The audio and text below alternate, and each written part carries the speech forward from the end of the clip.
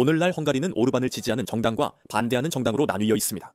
헝가리 총리 오르반은 브뤼셀을 자주 비난하며 푸틴과의 친분을 자랑합니다. 오르반은 EU에서 모스크바에 가장 가까운 동맹으로 보이지만 일부 지지자들은 그의 입장이 헝가리 이익을 위한 것이라고 말합니다. 유럽 대부분 국가는 우크라이나를 지지하지만 헝가리는 예외입니다. 헝가리는 우크라이나와 국경을 맞대고 있으며 유럽연합 나토 회원국이지만 동맹들과는 다르게 행동합니다. 헝가리는 군사 지원의 국경 통과를 막고 유럽연합 체제의 거부권을 행사하며 우크라이나 뉴스 사이트도 차단합니다. 지도자 빅토르 오르반이 평화회담을 위해 모스크바로 가자 유럽의 좌절감이 커지고 있습니다. 하지만 헝가리가 평화를 지키는 걸까요? 아니면 조용히 러시아를 지지하는 걸까요? 그리고 어떻게 유럽의 핵심 회원국 중 하나가 이렇게 다른 나라들과 멀어지게 된 걸까요? 헝가리가 어떻게 유럽의 트로이 목마가 됐는지 알아봅시다. 2022년 2월 24일 러시아가 우크라이나를 침공하면서 모든 일이 시작됐고 처음엔 헝가리가 우크라이나를 지지하는 듯 했습니다. 정부는 전쟁을 규탄하고 우크라이나 국경과 독립을 존중한다고 했습니다. 유엔에서 헝가리 외교관들은 우크라이나 옹호 결의안에 모두 찬성했습니다. 3월 2일 그들은 러시아의 즉각적인 철수를 요구하는데 찬성표를 던졌습니다. 같은 달 말 그들은 민간인과 발전소 공격 규탄 결의안에 다시 찬성했습니다. 이 공격으로 수백만 명이 암흑에 남았습니다. 4월 헝가리는 러시아 유엔 인권이사회 자격 정지에 찬성했습니다. 10월에는 도네츠크, 루한스크, 헤르손, 자포리자 점령지에서 러시아의 가짜 국민투표 거부에 찬성했습니다. 11월에 러시아의 피해 배상 촉구 결의안에 또다시 찬성표를 던졌습니다. 2023년 2월 헝가리는 우크라이나 영토와 주권 보호 및 평화 촉구 결의안을 또다시 지지했습니다. 겉보기엔 모든 게 명확해 보였고 헝가리는 서방 동맹국들과 함께했습니다. 이는 많은 이들에게 놀라운 일이었습니다. 빅토르 오르반 총리는 모스크바와 친밀했지만 이번에는 워싱턴, 런던, 브뤼셀과 함께했습니다. 투이익했습니다. 헝가리 정부는 자국 입장을 차분한 중립이라 불렀습니다. 오르반은 국민들에게 헝가리가 자신들의 전쟁이 아닌 전쟁에 끌려들지 않을 것이라고 말했습니다. 그는 나라의 의무가 국민과 경제 보호라고 했습니다.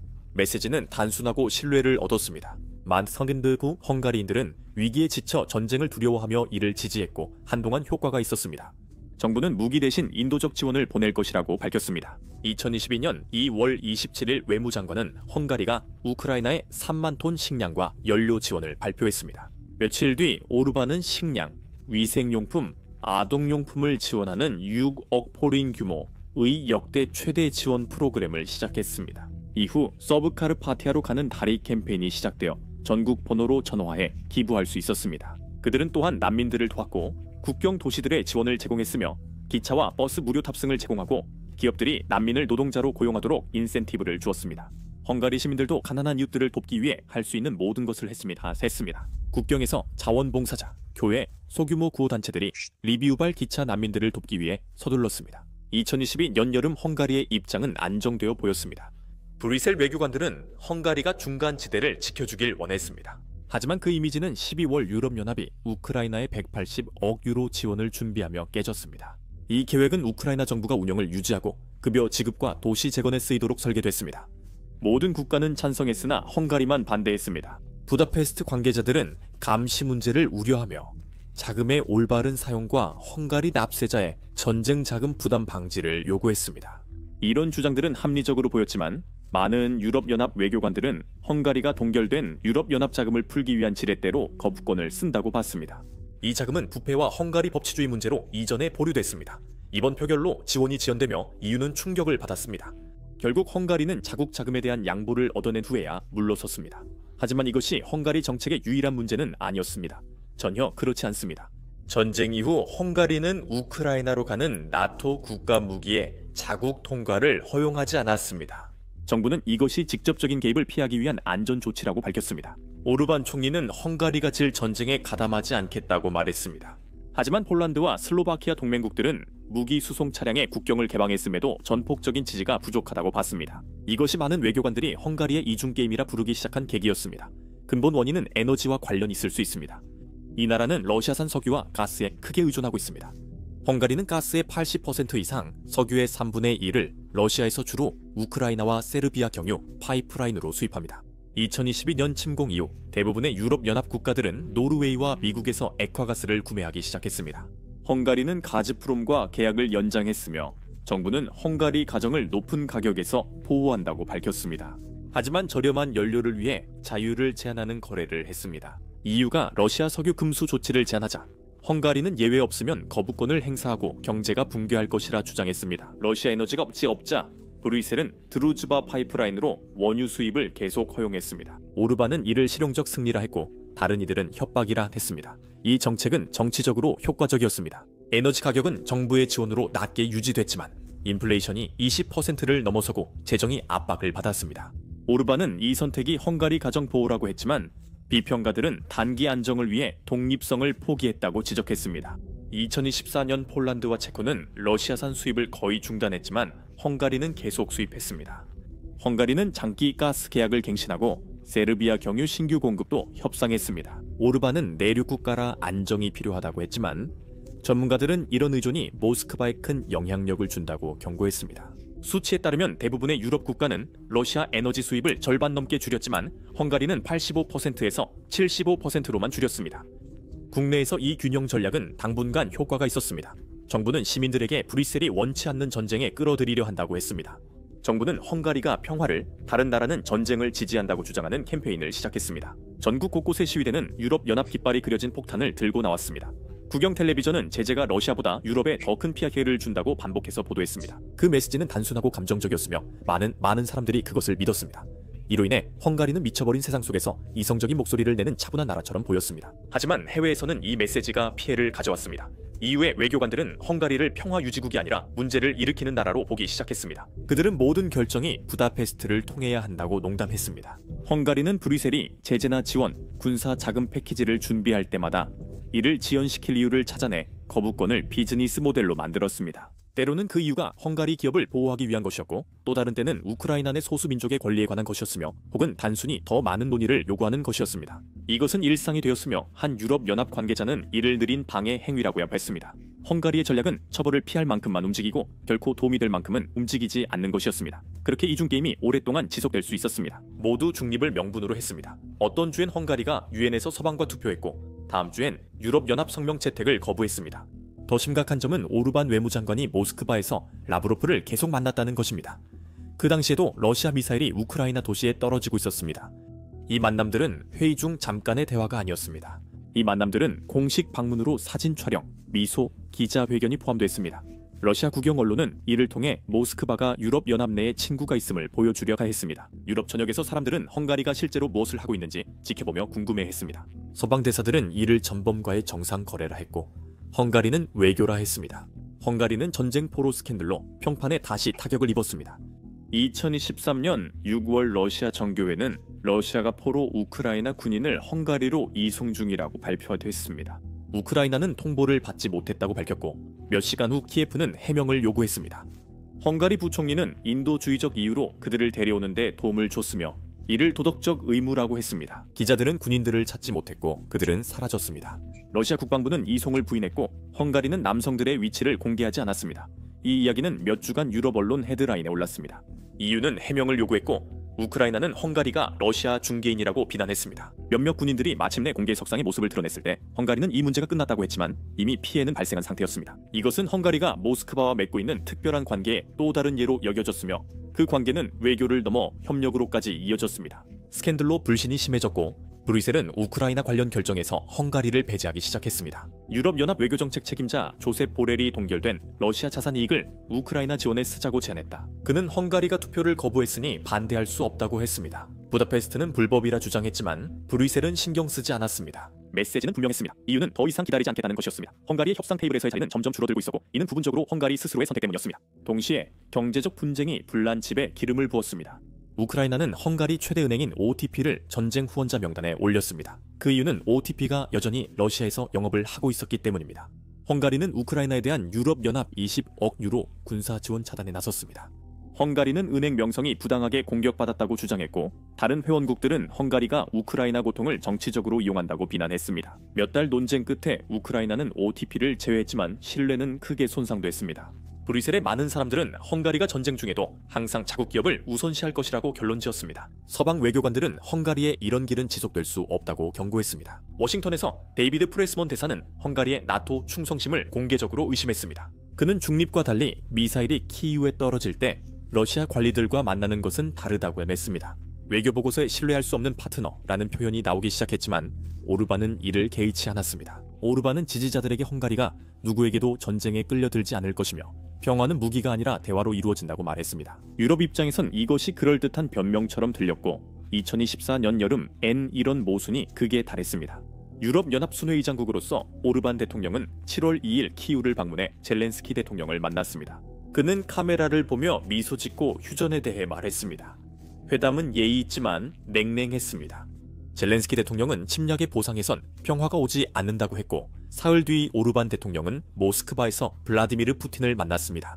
유럽연합엔 통보 안 됐고 나토는 여행 시작 후에야 통보받았습니다. 헝가리 정부는 이를 평화 임무라했습니다. 푸틴 대통령은 노고에 감사하며 서방이 우크라이나를 러시아 공격 도구로 쓴다고 주장했습니다. 헝가리 정부 웹사이트에 키이우와 모스크바 방문 모두에 유럽연합 의장국 로고가 사용돼 오르반이 연합 전체를 대표하는 듯 보였습니다. 브뤼셀에서는 즉각적으로 분노가 터져 나왔습니다.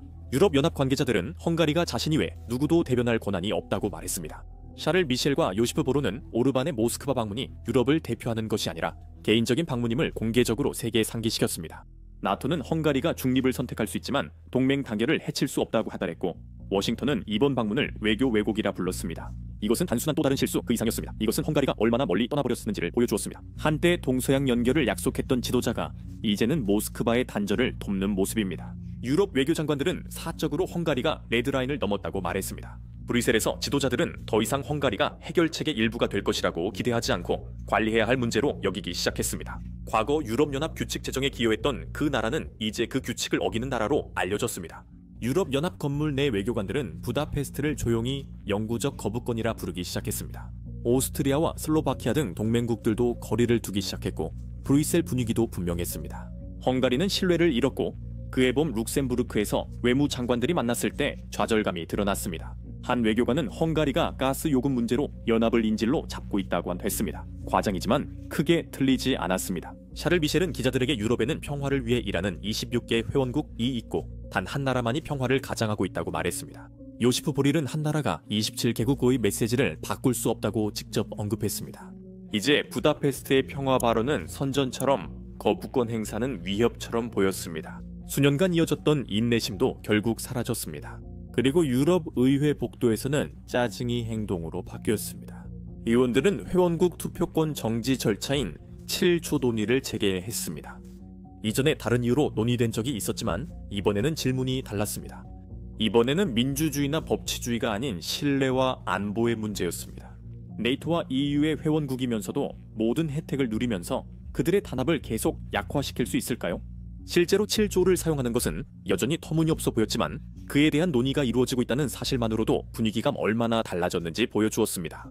헝가리는 같은 말을 반복했고 오르반은 제재가 러시아보다 유럽에 더 피해를 준다고 재차 밝혔습니다. 그는 서방이 경쟁력을 잃고 있으며 평화로 가는 길은 모스크바와 협상뿐이라고 했습니다. 그의 외무장관도 대화가 필요하다며 러시아, 벨라루스 관료들을 계속 방문했습니다. 헝가리에서는 친정부 언론이 이를 전적으로 지지했습니다.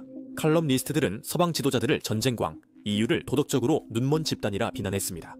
그들은 헝가리만이 진실을 말할 용기 있는 나라라고 했습니다. 강렬한 이야기였지만 동시에 헝가리를 동맹국들로부터 더욱 멀어지게 만든 이야기이기도 했습니다. 그 결과는 어디에서나 뚜렷하게 드러났습니다. 한때 긴밀히 협력했던 중유럽 국가들의 동맹인 비셰그라드 그룹 내에서 헝가리는 이제 고립되었습니다. 폴란드와 체코는 회의 참석을 거부했고 슬로바키아 외무장관은 헝가리가 지역 단합을 해쳤다고 했습니다. 유럽의회에서 오르반의 피데스당은 러시아를 테러 지원국으로 규정하는 표결에 기권했습니다. 상징적이지만 많은 것을 암시했습니다. 유럽 의원들은 헝가리가 모스크바를 보호한다고 지적했습니다. 우크라이나 민간인들이 매일 희생되고 있습니다. 헝가리는 자국 기업 대우 문제로 2025년 말 유럽연합 군사 지원 패키지를 또다시 막아 더욱 고립됐습니다. 이번에는 브뤼셀이 기다리지 않았습니다. 유럽연합 집행위원회가 헝가리를 거치지 않고 자금을 직접 지원하겠다고 밝혔습니다. 유럽연합 정상들은 처음으로 헝가리의 결정, 볼모 행위를 막기 위한 방안을 공개 논의했습니다. 유럽은 한 회원국을 우회하는 시스템을 만들기 시작했습니다. 이는 조용하지만 역사적 변화였습니다. 메시지는 헝가리가 명목상 거부권을 갖지만 EU는 헝가리를 배제해 진행하겠다는 것이었습니다. 오르반이 한때 쓰겠다고 약속했던 다리는 이제 모두가 그냥 돌아서 가는 벽으로 변하고 있었습니다. 정부는 국내에서 이 고립을 명예로 바꾸려 해서 덜어냈습니다. 친정부 언론은 헝가리가 유럽의 마지막 독립 국가라고 주장했습니다. 그들은 다른 나라들이 브뤼셀과 워싱턴의 지시에 따르며 오르반을 국가 주권의 최후 수호자로 묘사했음만 했습니다. 이 이야기는 한동안 효과가 있었습니다. 헝가리인들은 자신들이 특별하고 굽히지 않는다고 느꼈기 때문입니다. 하지만 자부심만으로 경제도 살릴 수 없고 진열대도 채울 수 없습니다. 인플레이션이 계속 높게 유지되고 유럽연합회복기금이 여전히 동결된 상태에서 사람들은 외부인으로 남는 데 따르는 대가를 점점 더 인식하게 되었습니다. 연말 여론조사에서 정부 외교 정책에 대한 국민 신뢰가 크게 하락한 것으로 나타났습니다. 헝가리의 오랜 중립성 주장도 이제 압박받고 있습니다. 부다페스트는 우크라이나 군 관계자 입국을 금지한 데 이어 12개 우크라이나 언론을 차단하며 반헝가리적 거짓말을 유포한다고 비난했습니다. 우크라이나는 헝가리어 미디어 8개를 금지했습니다. 외교적 갈등으로 시작된 일이 이제는 본격적인 정보 전쟁으로 번졌습니다. 두 나라는 더 이상 국경을 공유하는 이웃이 아니라 이야기를 통제하기 위해 싸우는 경쟁자로 서로를 대하기 시작했습니다. 이런 종류의 전쟁은 지도에는 나타나지 않지만 그 영향은 분명히 존재합니다. 무역과 협력이 중단되고 인도주의 사업도 보류되었습니다. 두 나라를 잇던 국경은 이제 그들을 갈라놓고 있습니다. 브뤼셀은 헝가리 없이도 계속 진행했습니다. 2025년 12월 유럽연합은 동결된 러시아 자산 이익으로 우크라이나에 추가 군사 지원을 하기로 합의했습니다. 헝가리는 다시 논의에서 제외됐습니다. 이에 대해 유럽연합 대변인은 간단히 답했습니다. 돕고자 하는 회원국만 초대했습니다. 이 한 문장이 새로운 현실을 보여줬습니다. 헝가리는 여전히 있었지만 테이블에는 없었습니다. 연합 내 자리는 유지됐으나 목소리는 의미를 잃었습니다. 부다페스트 정상회담 제안이 결정타였습니다. 헝가리는 유럽연합 의장국을 넘어 외교적 영향력을 과시하려고 했습니다. 이 회담은 미국 대통령 도널드 트럼프와 러시아 대통령 블라디미르 푸틴을 우크라이나 평화회담을 위해 한자리에 모으는 것이 목표였습니다. 제가 조사할 때 그 회담은 열리지 않았습니다. 그리고 아마 짐작하셨겠지만 유럽연합과 우크라이나는 헝가리가 중립적인 주최국으로서 신뢰를 잃었기 때문에 이 회담에 대해 전혀 기대하지 않고 있습니다. 오르반은 자국 내 정당에서도 신뢰를 잃고 있습니다. 일부 사람들은 외교 정책에 대한 끊임없는 갈등이 과연 그만한 가치가 있는지 의문을 갖기 시작했습니다. 오르반의 피데스 지도부는 2026년 헝가리 총선을 앞두고 우려가 커지고 있습니다.